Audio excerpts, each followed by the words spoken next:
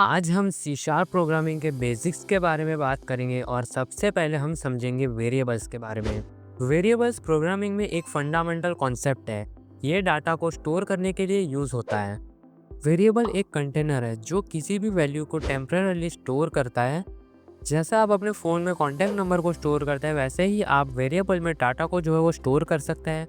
अब जैसे phone number के अंदर आप अगर कॉन्टैक्ट सेव करने जाएंगे तो फ़ोन नंबर वाली फील्ड में आप सिर्फ नंबर ही टाइप कर सकते हो। वैसे वेरिएबल के भी बहुत सारे डाटा टाइप्स आता है, उस डाटा टाइप पे वही डाटा को स्टोर किया जा सकता है। फॉर एग्जांपल आप फ़ोन नंबर में सिर्फ 1 2 3 नंबर ही टाइप कर सकते हो, वैसे ही वेरिएबल में इंट डेटा टाइप होता है जिसके अंदर आप नंबर ही स्टोर कर सकते हैं। वैसे ही स्ट्रिंग आता है जिसके अंदर आप ABCD स्टोर कर सकते हैं। वैसे ही फ्लोट आता है जिसके अंदर आप डेसिमल वैल्यूज़ जो है उसको स्टोर कर सकते हैं। हम ये सारे डेटा टाइप्स की बात अगली वीडियो में करेंगे। Now let's talk about syntax of variable, कि हम जो है वो वेरिएबल को डिफाइन कैसे कर सकते हैं, हम उसको सी शार्प के अंदर लिख कैसे सकते हैं। सो सी शार्प में वेरिएबल लिखने के लिए सबसे पहले आपको लिखना होगा उस वेरिएबल का डेटा टाइप और उसके बाद उसका नेम, जो कि उसका नेम आप कुछ भी रख सकते हो, और उसके बाद सेमीकोलन। वेरिएबल का नेम मतलब कि आपका डेटा जो है वो कहाँ पे स्टोर्ड है। सो अभी के लिए मैं ले रहा हूँ इंट स्पीड 20। इसका मतलब क्या हुआ कि मेरी स्पीड जो है वो अभी के लिए 20 है, जो कि मैं अभी स्टार्टिंग से ही डिक्लेयर कर रहा हूँ। अभी यूनिटी के अंदर मतलब अगर आप सी शार्प अगर हम थोड़ी बाद में ज़्यादा सीखेंगे तब हम ये भी जानेंगे कि हम उसे कैसे मॉडिफाई कर सकते हैं, ये वैल्यू को हम चेंज कर सकते हैं, कैसे क्या हो सकता है, वो सब हम बाद में देखेंगे। So now let's talk about some rules of writing variables names.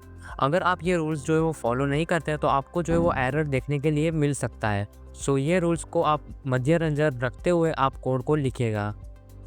सो हमारा वेरिएबल्स का जो है वो पहला रूल है नेम लिखने का, वो ये है कि हम जो है वो कभी भी वेरिएबल्स का नेम नंबर से शुरू नहीं कर सकते हैं।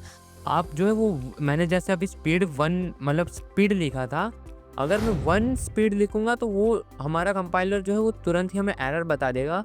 लेकिन अगर मैं स्पीड 1 लिखूँ तो वो चल सकता है, बट पहले नंबर नहीं लिखना है, ठीक है।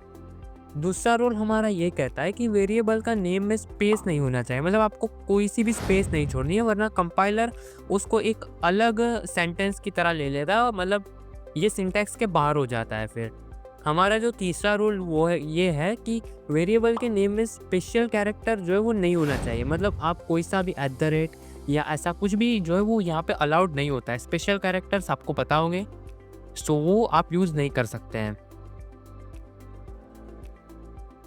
सो हमारा फोर्थ एंड इजी रूल है जो कि है आपको जो वेरिएबल के नेम हमेशा मीनिंगफुल देने हैं।